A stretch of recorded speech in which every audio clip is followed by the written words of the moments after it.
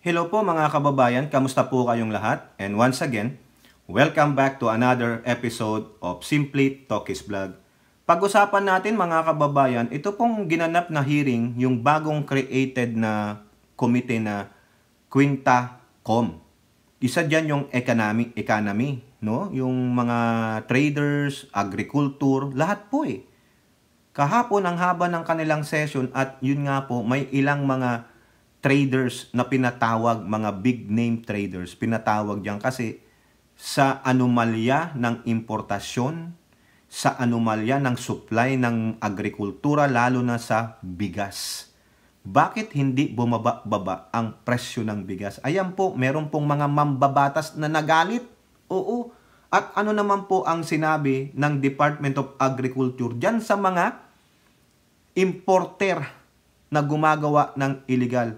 Pero bago yan, meron pong pinirmahan nga po yung Pangulo natin, yung Rice Tarification Law, inamendahan nila to benefit the farmers, no? Yung RCEP, no? 30 billion na additional pondo mapupunta sa farmers. Talagang makita nyo paano po pinangangalagaan ng Pangulo ang ating mga farmers, mangingisda, kasi yan po ang ating lifeline. Walang dapat Pilipinong magugutom. Agricultural country tayo. Malawak ang ating karagatan. Bakit patuloy tayong nag-i-import? Pati nga yung galunggong i-import eh. Tanungin nyo si DA Secretary Laurel. I-import. O yung mga bigas, hindi tayo makapag-produce ng maraming bigas. Diba? Ito paulit-ulit na. Old cliche na ito nung panahon ni Apulacay, si Pangulong Marcos Sr. Diba? Nasa atin ng IRI, yung research center dati, paano mag-ano ng bigas, yung mga mauunlad na bansa na nag-e-export na ng mga bigas, sa atin nag-aral yan, pero tayo napag-iwanan. Kasi bakit? Yung mga previous leaders natin, iniwan ang agrikultura, binasura ang agrikultura, binasura ang mga magsasaka at mangingisda at mga coconut planters. Di ba? O, yung latest victory ng former first couple, si Enrile at si Danding Cuangco. Absuelto sila ng Sandigang Bayan sa civil case 0033A at 0033F, yung tungkol sa coconut planters. Yung pondo nila na sinasabing ninakaw daw ni Danding at ni Enrile at ni Pangulong Marcos Sr. Yung pala, yung pondo na yon ay para talaga sa mga coconut planters. May mga pera silang nilagak doon. Pero nung pumasok na si Curicong, nawala. Ang pinagbintangan ay si Enrile at si Danding. Ngayon wala po. Vindicated sila. Not guilty. Nakipag-areglo na lang ang gobyerno. Sino ba yung gobyerno? Si Pangulong Marcos. Di ba? Kita nyo? O dito, sino ngayon ang nag-aasikaso sa mga farmers at magsasaka o ilan mga ARBs na ang nabigyan ng mga titulo ng lupa, whether e-title o yung totoong papel? Ilan mga ARBs magsasaka ang pinatawad ang mga utang, kanilang mga mortgages, interests, and surcharge? Binigyan pa ng mga puhunan. O ngayon, ito, pumirma po, kung maalala nyo, pumirma ang Pangulo ng 3 batas nung nakarang araw lamang. Isa dyan yung Rice Tarification Law. Yung tariff na yan o whatever. Ano ang sabi ni Chis Escudero? Balikan lang natin. Farmers for the win. Chis Escudero cites benefits of new agricultural tariff law. Dadaan tayo dun kasi ito, prelude ito dun sa Quinta.com hearing. Kasi mga mambabatas po, galit na galit. Pati si speaker, galit na galit. Mamaya makita ninyo. No? Pasensya naman kung hahaba tayo dito. Senate President Escudero said rice farmers will get a boost. No? Yan, lalaki ang kanilang production. At kita and better support from the government thanks to a new law, amending, meaning inamend lang, the Agricultural Tarification Act of 1996. Ito yung tariff law. Sabi nila, pag inamendyan mo yung Pangulo, baka mawala na yung RCEP, yung pondong pumupunta sa mga magsasaka. Hindi po eh. Even yung mismong author nung itong law na to, na si Cynthia Villar, nandun siya sa larawan. Escudero said President Marcos is expected to sign. Nasign na po yan. Isquidori said because of the law, rice farmers will get greater government support through the provision of farm machinery and equipment, pre-distribution of high-quality inbred certified seeds, among others. Di ba meron pang mobile, yung analysis ng mga lupa? O meron yun eh. Ngayon, nasa Region 3 sila. Ang sabi ng Pangulo, the first quarter of next year, 2025, 16 na mobile laboratory. Mobile laboratory meaning bawat region bibigyan ng isang ganun para sa kapakanan ng farmers. Ilang farmers sa isang araw ang mapagsisilbihan ng mobile laboratory na yan? 10 sa isang araw. O di ba? Tetestingin yung quality ng lupa, anong klase ng mga seeds ang pwede nyong itanim sa panahon na ito sa quality ng lupa ninyo. Na pag-aaralan, ganon. O, di ba? The law also extends the life of Rice Competitiveness Enhancement Fund o yung RCEP, which is sourced from the tariffs collected from the importation of rice until 2031. So meaning, yung mga nag-i-import ng bigas, meron silang bayad dyan. No? Yung tariff na yon, may porsyento doon pupunta sa RCEP. Ha? Ito po, the law increases the annual allocation to the RCEP from the current 10 billion pesos to 30 billion until the 2031. Nadagdagan ng 20 billion. So, sana naman, wag nyong kurakutin. Kung sino man itong mamamahala nito, Department of Agriculture, ang daming kartel dyan. Di ba galit na galit nga si Rapi Tulfo dyan sa Department of Agriculture?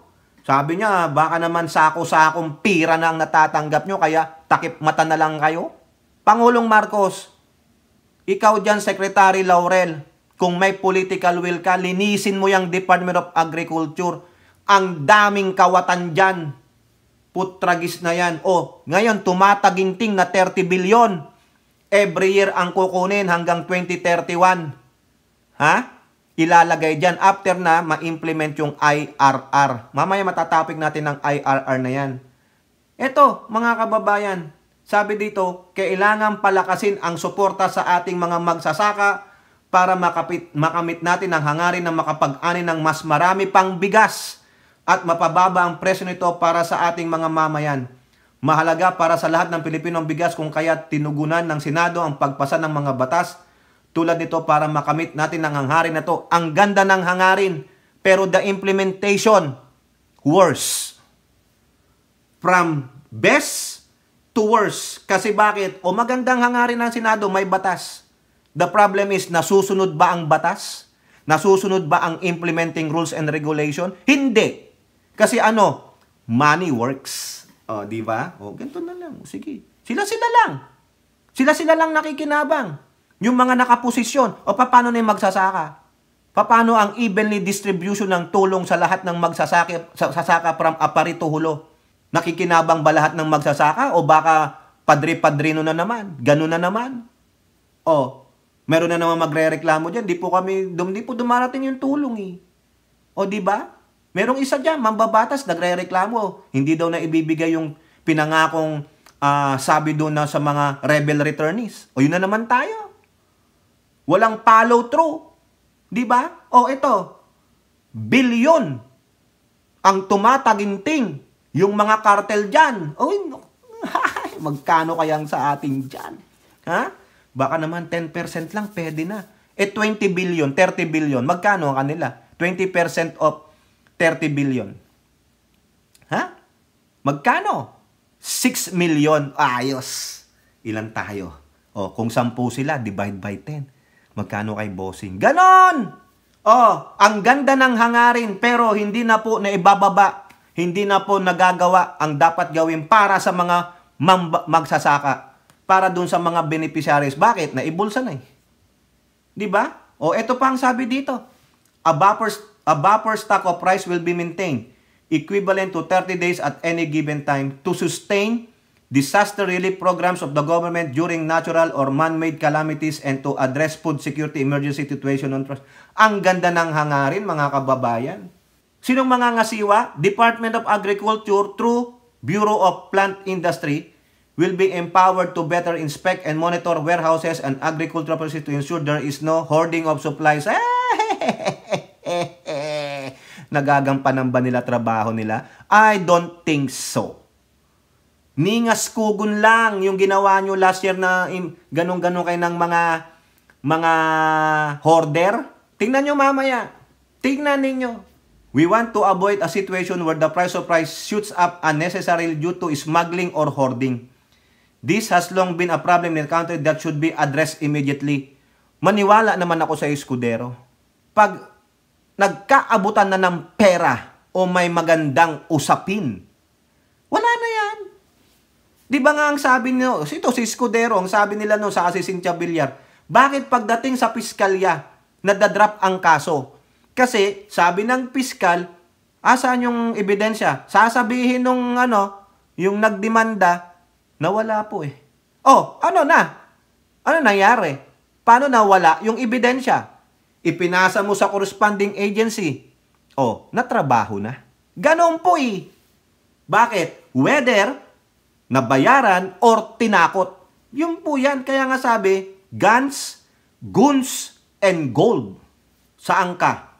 Gusto mo ng gold o gusto mo ng guns and goons? Mamili ka.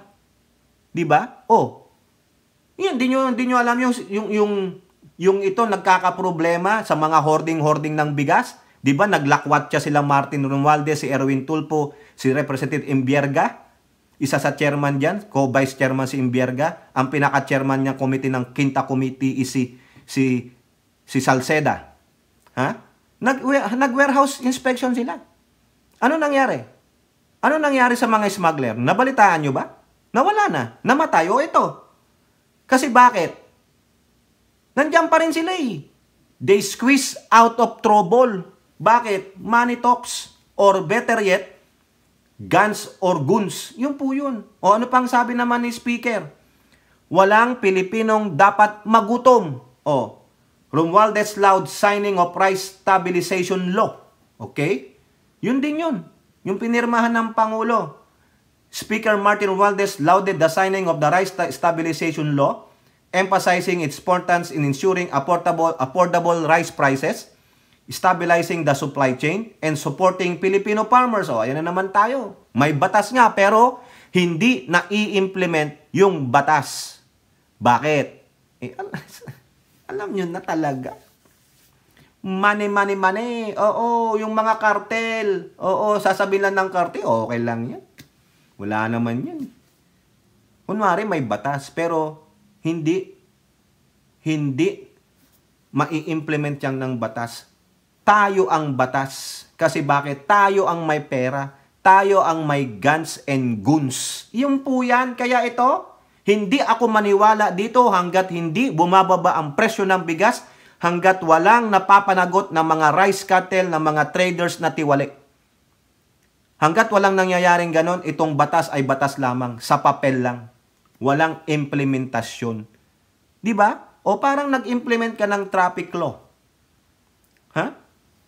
Ang sabi dyan, no turn on red. Bawal kang kumanan pag naka-red. Kasi yung kabila, naggugo. Baka pag kumanan ka, masalpo ka. O di kaya, no turn on red kasi may pedestrian crossing. Nasusunod ba yun? Hindi. Ay, wala namang dumaraan. Go na ako. O parang yung driver lang namin, naka-red. Tumuloy. Bakit ka tumuloy? Eh, wala naman dumadaan eh. Ha? Ganon? Di ba? Sayang lang daw yung oras mag-stop. Gago, sayang ang buhay mo pag nabunggo ka. Ganon lang, simpleng batas, hindi pa masunod, hindi ma-implement. Bawal tumawid dito, may overpass o underpass. Pero, nakakita ko ng video, isa pang foreigner nag-video eh. Yung foreigner gustong tumawid. Sabi nung guard, hindi pwede, gamit ka ng underpass. Pero yung mga magagandang babae na ang tatawid, inakampanihan pa nung security guard. Nakita ninyo? May pinapaburan. Ganun ang punto nun. Ay, ayaw kong dumaan sa overpass kasi ang taas eh. Ayaw kong dumaan sa underpass kasi ang taas din, ang init pa eh. Pagod lang eh dito oh. Pwede naman pag walang dumaan. Paano pag na-blindside ka, edidedo ka? May batas pero hindi na i-implement. Bakit? Eh nakatingin si Lady Justice eh. Magkano eh? Ang laki eh, milyon eh. Sige, okay na. Oo, sige. Wala naman nakatingin eh. Wala naman CCTV. Tayo-tayo lang. Oo, di ba? Kung ayaw mo, ano gusto mo?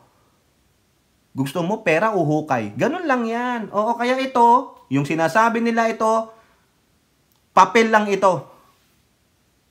Maniniwala ako pag ito ay na-implement talaga.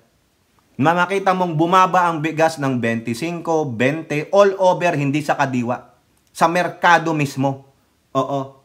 No? Tapos yung mga magsasaka, gumaganda na ang buhay, may nakabili na ng sariling makinarya pang saka, ha? Hindi na sobra-sobrang naghihingalo sa pangkabuhayan. Maniniwala ako. Pero hanggat walang ganon, papel lang to. Oo. Ha? Kung ano to, ang ganda ng sinabi ni speaker dito, oh. Oh. 'Di ba? This is a landmark legislation that directly addresses the most pressing concerns of ordinary Filipinos. Rising rice prices, food security, and the welfare of our farmers. Pareho na sila ng sinabi ni Chis Escudero. 'Di ba? Muling pinatunayan ni Pangulong Marcos ang kanyang malasakit sa bawat pamilyang Pilipino. Ang batas na ito ay isang matibay na hakbang upang tugunan ang issue ng inflation, lalo na sa presyo ng bigas na pangunahing pagkain sa bawat hapagkainan. O ayan. The new law strengthens the regulatory powers of the DA to combat hoarding, price manipulation, and other market abuses that led to price spikes. Ang ganda no? Ang ganda dinggin. Ang sarap basahin. Wow! Inamendahan yung rice tarification law. Ang ganda para mahuli ang hoarder, para mawala ang price manipulation, other market abuses. Ang hindi nila alam, nandun mismo sa DA, yung mga kartel. Mas powerful yung kartel o yung mga magnanakaw kaysa dyan sa batas ninyo. Oo, malulusutan at malulusutan nila ito, mga Pangulo. Ha? Kaya wag kayong manguto. Ha? Hindi ako maniwala dito hanggat hindi ito ipinapatupad ng maayos at hindi nakikita na huhuli na paparusahan ang mga rice smugglers, mga hoarders, mga kartel, lalo na sa Department of Agriculture. Import kayo ng import. Ang daming supply. Sinong nakikinabang? Yung mga rice importer, mga traders. Bakit hindi na lang ang gobyerno ang mag-import? Bakit nyo pa binibigay sa mga middleman? Diba? Bakit? Bakit? Bakit hindi na lang ang DI ang makipag-negotiate sa mga ibang bansa para mag-import? Bakit kinakailangan pang sabihin, ito ang SRA, ibigay mo dyan. Tapos kayo, sino yung mga traders? Ilang tonelada sa isang trader, paghati-hatian ninyo. Bakit? Kasi may kita kayo. No, ganon. Pang sariling bulsa, ganun ba? O pag ako yung magbibigay ng SRA o procurement, parang ganun lang yan eh. Bids and awards, procurement, o ikaw DA. O ikaw ano pala, trader 1. Magkano ilang tonelada? 10 tonelada. Magkano sa akin dyan? Ganun lang yan eh. Ito yung kay bossing ha. O ganun lang yan eh. Palakasan mga kababayan. Hindi nyo ba alam na marami ring mga traders na nagreklamo na hindi in-approve? O kasi ano, mahina ang bigay eh. Yun lang yan eh. 'Di ba? Ngayon, pag yan nakapagbigay na, meron ng 20-30% na bigay, babawiin nila yung binigay nila. Kanino? Sa taong bayan. So, sinong kawawa? Di yung mga nasa mamababa na naman. Pasa presyo, lalo na sa mga magsasaka. O, yung farm gate price, magkano? Ha? Magkano ginastos ng magsasaka dyan? Bumili ng binhi, mga pataba, patubig. Tapos bibilihin lang ng 10 piso per kilo. Lugi. Nabawi niya ba? Kumita ba siya? Hindi. Tapos ang kikita dyan, yung trader, yung middleman, kukunin niya 10 piso per kilo. Pagdating sa merkado, yung bibili sa kanya, gagawin niya 20 pesos per kilo. Bakit? Kasi, siyempre, meron akong mga expenses, yung gasolina, yung mga trabahador ko. Kumita siya ng 10 piso. Pagdating na sa market, yung magbebenta, gagawin 60. Mamaya makikita nyo, sasabihin ni Erwin Tulfo. Binili ng 20, binenta ng 60. Magkano kita niya? Magkano? 40. Doble. So, nung kawawa? Yung magsasaka at yung consumer. Sinong kumita? Yung dalawa. Yung trader saka yung nagbebenta. Ganun ang kalakaran. Bakit hindi na lang ang gobyerno? Supplyan nyo yung farmers. Bayaran niya kayo. Sabihin nyo, 10% sa amin. Bigay mo sa gobyerno. Kayo rin naman makikinabang. From farm to market. Yan ang gusto ng Pangulo. Tanggalin na yung middleman. Para hindi masyadong malugi yung farmer, hindi rin mag-suffer yung consumer. Kasi ang kumikita dito ay ang middleman. Yun lang yung mga kababayan eh. Sa importing, ang kumikita traders. Kasi yung tariff nila, ipapasa nila yan dun sa presyo ng produkto nila. Sa palagay nyo ba, magti-trade sila, magninegosyo sila ng palugi? No way. Babawin at babawiin nila yan. O, eto pa mga kababayan, ano ang sabi ni Speaker Martin dyan sa Agricultural Tariffication Act na inamendahan? Kailangang kumilos na Romualdez as DA to craft IRR dyan sa Agricultural Tariffication Act in 30 days. Within 30 days, dapat sila Chewy Laurel and his minions ay makagawa na ng implementing rules and regulation. Diba? Pag wala ito, nako, yari kayo. Dapat heads must roll, mga kababayan. Without the IRR, the law cannot be enforced effectively, delaying much needed relief for consumers and support for farmers. So ayan, pag wala yan, hindi ma-implement yung batas na inemendahan, pinirmahan ng Pangulo. So sino pa rin ang mamamayagpag? E di yung mga traders, yung cartel, yan ang kailangan eh. IRR, Implementing Rules and Regulations. Within 30 days na napirmahan, yari kayong DA, lalo ka na Laurel, kaya delikado ka. Oo. Di ba? O eto, pasok na tayo dito sa Quinta. Galit na galit po yung mga mambabatas dyan, lalo na si Stella Kimbo, si JJ Suarez at si Erwin Tulfo. Kasi nandun po lahat sila eh. Ano? Unahin natin yung kay Stella Kimbo, politiko. Rice prices manipulated. Lawmakers uncover importer-trader collusion despite reduced tariff oversupply. Alam nyo, may EO pa nga ang Pangulo eh. Nabawasan ng taripa. Pero ganun pa rin ang presyo ng bigas. Oh, so tama lang po ang ginawa nitong lower house na magkaroon ng Quinta-Com. Ayan, 5 committee ang nagsama-sama dyan. Ha? Lawmakers saw collusion between rice importers and traders to manipulate and retain the high prices of rice despite the tariff reduction and oversupply. Correct. I agree. Naalala ko ito mga kababayan eh.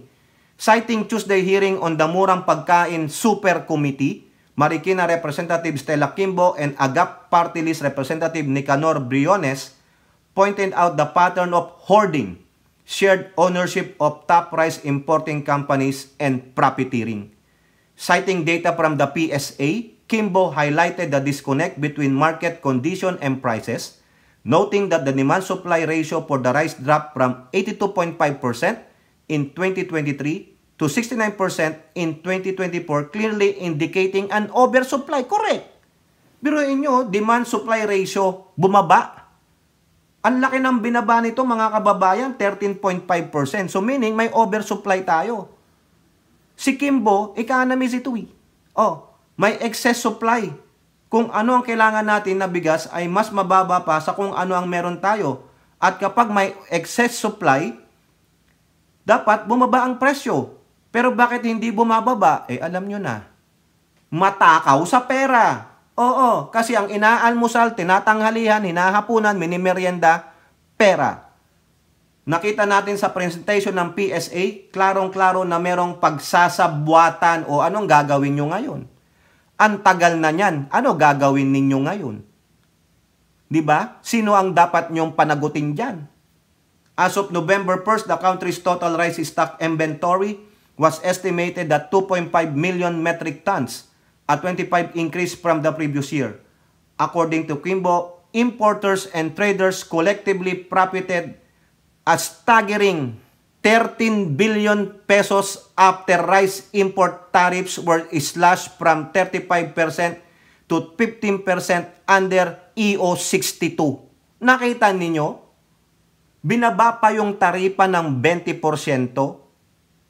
pero hindi naman nila binaba ang presyo ng bigas. So therefore, they accumulated 13 billion pesos profit. Kita nyo ang kasaluulaan nitong mga importers and traders na ito. Kaya dapat tanggalin na yan. I-abolish na yan. Gobyerno na lang ang mag-import, visit. Hindi ba kayang gawin ng gobyerno yan? Bakit? Anong dahilan? Bakit may mga traders at importers pa? Ha? Bakit hindi na lang yung ahensya ng gobyerno para tuloy sa kaban ng bayan ang anumang profit? Di ba? Tingnan ninyo, hindi sinunod yung EO62. Binaba na yung taripa pero sila, ganun pa rin, taas pa rin ang presyo ng bigas. Sinong ginago nyo? Ano nangyari? May hinuli kayo? Wala. Tinulugan nyo rin. Bakit? Kasi baka nakinabang kayo. Instead of passing on the savings to consumers, Kimbo said the group hoarded stocks to artificially drive up prices. Hoarding, economic sabotage. Ano gagawin ninyo? 13 billion yan. Ano ang nasasaad sa economic sabotage? How much money, no? Ano yung halaga para masabing economic sabotage? Di ba? Sino ang gumawa niyan? Sinong mga importers and traders? Sabuatan eh. Biruin nyo, hinord ninyo para lang lalo kayong kumita. Hindi naman pala dapat i-hoard. May oversupply pa tayo. Anong ginawa ng DA? Anong ginawa ng mga corresponding agency that monitors this? None. Because of what? Ano pa sabi ni Stella Kimbo? Nasa kamay yan ng importers at traders na yumaman po ng 13 billion pesos dahil sa pagbaba ng taripa. Pero wini-withhold nila ang rice stock sa ngayon. With the landed price of imported rice drop by 11 pesos per kilo year on year, domestic price rises from 51 to 55. Tumaas pa. Exposing market inefficiencies. Biruin ninyo, bumaba na ng 11 pesos pero sila taas pa rin ng taas ng presyo. So ano ibig sabihin? Gahaman. Kasi may kumukonsinti. Di ba? Sinong may kasalanan nito? The EO62 was dismissed. Sino nag-dismiss? Mga traders, importers. O sino may hawak dyan? Yan ang dapat nyong usisain. Sinong mga politiko ang may hawak dyan na ini-ignore yung EO62? Ang laki ng binaba, 20%. Di ba? At the same time, the gap between landed and domestic prices widened drastically from 3 pesos per kilo in 2023 to 20 pesos in 2024. 17 pesos. Signaling potential manipulation or inefficiency in the supply chain. Bakit ngayon lang nyo to ginawa? Stella Kimbo, what happened? Dapat nasa bandang 35 pesos pero ngayon, malinaw ito ay pagsasamantala. Tingnan ninyo. Dapat ang totoong presyo ng bigas ay 35 pesos pero 60 pesos? 25 pesos ang kita? Grabe. Brones supported Kimbo's accusation by exposing shared ownership among top rice importers. He identified two major importers, RBS Universal Grains Trades and Soda Trade Corp, that collectively imported 273,000 metric tons of rice. Pag tinignan mo, ang may-ari ay iisa. Pamilya siguro. O di ba? Ibig sabihin, dito pa lang malinaw na may sabwatan. Ibig sabihin, itong dalawang company na ito, iisa lang may-ari, iisang pamilya, pero kunwari lang sinumite sa SEC na magkaibang tao. Baka ang ginamit na apelyido ng nanay. Oh, di ba? Kaglalokohan. Hay! Sobra mga kababayan. Oh, he also pointed out that oversupply in the country's rice stocks, noting that the inventory have significantly increased, providing a much longer supply than usual. Napakarami nating bigas, pero nasaan? Tinatago ba? Inalam nyo ba kung nasaan ng bigas na yan? Brones also called out the failure of EO62 to deliver on its promise on lower rice prices. O ayan. Wala. Failed. Inignore. O ano gagawin ng gobyerno? Di ba? O ito namang si JJ Suarez, galit na galit din. Sabi niya, Suarez insists as DA execs admits importing firms don't get checked amid rice monopoly concerns. Bakit hindi na-check? Ha?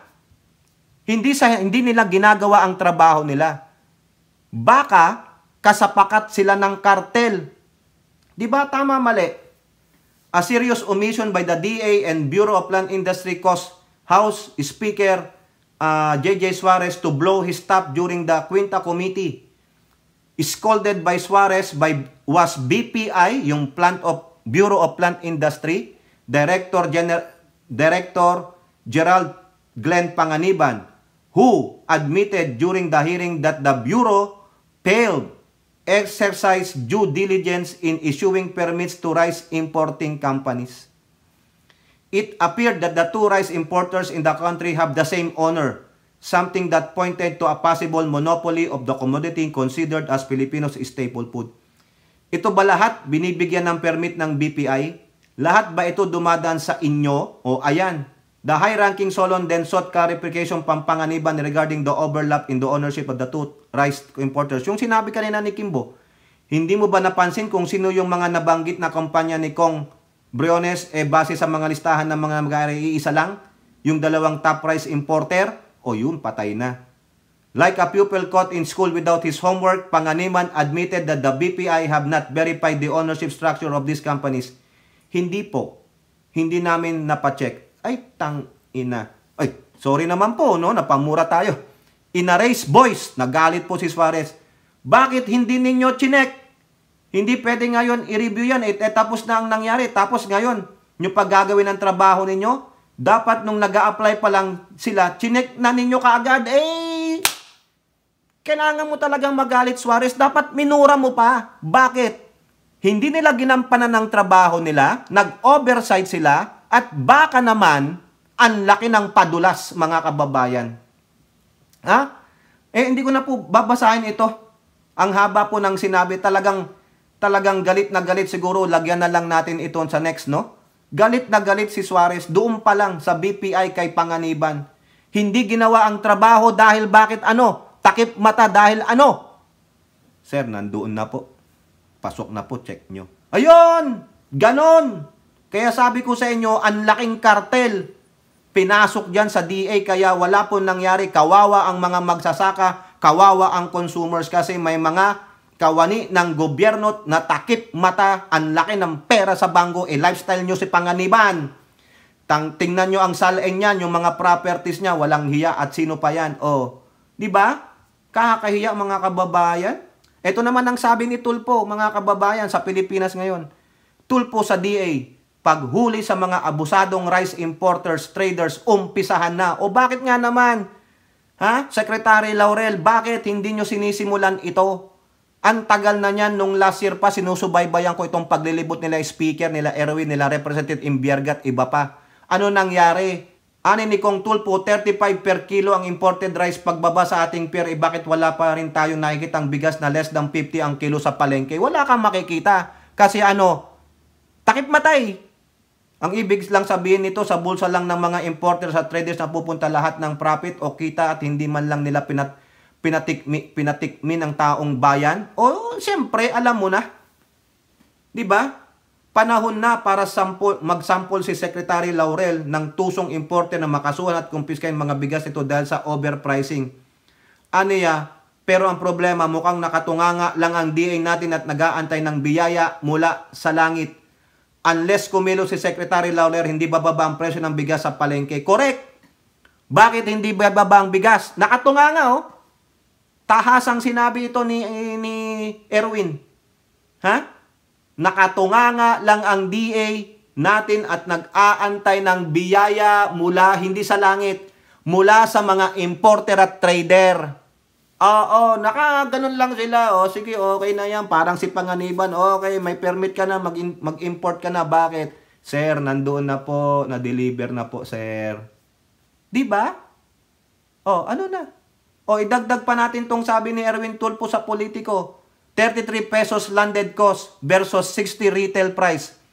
Tulfo sees disconnect in rice prices. Tama naman. Yan sabi. Kimbo, Briones, si Tulfo, sabi niya, Mr. Commissioner, Sir, si Rubio, ha? Si Custom Commissioner Rubio, ha? When you say landed cost, what does it include? Is it the price that they brought it from the overseas and then shipping, etc., taxes? Ano ang mga kasama doon sa landed cost? Rubio replied, Mr. Chair, the landed cost composes of the cost which include the freight, buying price of the declared value of the goods plus collected duties and taxes from those goods, Your Honor. We have an estimate of 33.4 per kilo, sabi ni Rubio. Yun na yun. Tulfo then inquired from attorney Irene Chewy of River Valley among the price chain. My question, Mr. Chair, for any of the importers lang po, siguro si Ma'am Chewy, right? Do you know anything? How much from your importer, from your client? Importer po siya, di po ba? Magkano po ang pasa ninyo sa wholesaler? Sabi ni Chu o Chewy, whatever her last name is, the rate that we sell it to our wholesaler, I was told it was 41. Noon po, before the tariff decrease, it was 48 and now binaba po nila to 41. 41 ang pasa ninyo? So kasama na po doon yung profit? We're talking about kasama na po yung proper transportation, warehousing, etc. expenses, all in na po yung 41? Sabi naman itong si Miss Chewy, affirmed the price but clarified that it only applies to wholesalers. Ay my God, grabe mga kababayan. Grabe ang pananabutahe. Economic sabotage, kasuhan ninyo. O ikaw dyan, Laurel, umpisahan mo ng manghuli, magkaso ng itong mga importer ng mga salaula, mga trader na sa ulo-ula. Anong inaantay nyo? Nag-aantay ng biyaya mula sa importer at trader. Takip mata. Daig nyo pa si Lady Justice. Buti pa si Lady Justice, takip talaga ang mata. Kayo, nakapiring pero yung isa nakaganon. Magkano ba? Di ba? Ano po naman ang sabi dito ni DA Secretary sa Manila Bulletin? DA blacklist 10 firms over smuggling illegal trade activities. Oy, may 10 daw silang binan mga kababayan. Ang tanong, ibinan nyo nga. Pero dumami naman ang mga lalong importer ng mga tiwali, mga traders na tiwali. Nandiyan po yung mga listahan mga kababayan. Ha? Simulan nyo na, tanggalin nyo si Panganiban dyan sa BPI, sa Bureau of Plant and Industry. Walang ginawa. Takip mata. Ha? Pero pasilip-silip, magkano? Imbestigahan nyo yung BPI na yan. Pati yung ahensya ni Chewy Laurel, talagang kayo? Mga mandarambong kayo. No? Kayo lang ang nakinabang. Pinahirapan nyo ang kapwa ninyo Pilipino. Ang pera ninyo, sobra-sobra. Pero hindi pa rin kayo nakontento. Mga mandarambong kayo. Ang daming mandarambong nakawani sa gobyerno. Dapat yan, linisin mo yan, Pangulong Marcos. Kung hindi kayang linisin ni Chewy Laurel, tanggalin mo si Chewy Laurel, yung may political will. Oo. Inchik yung nilagay mo. Dami sigurong inchik dyan, no? Yung mga tsekwa, no? Kayo po, ano pong inyong masasabi? No? Dapat po ba talaga na panagutin ng economic sabotage itong mga traders na ito na nagsamantala at dapat talagang linisin ang Bureau of Agriculture. Department of Agriculture. Linisin mo yan, Laurel. Pag hindi mo kaya, mag-resign ka na lang.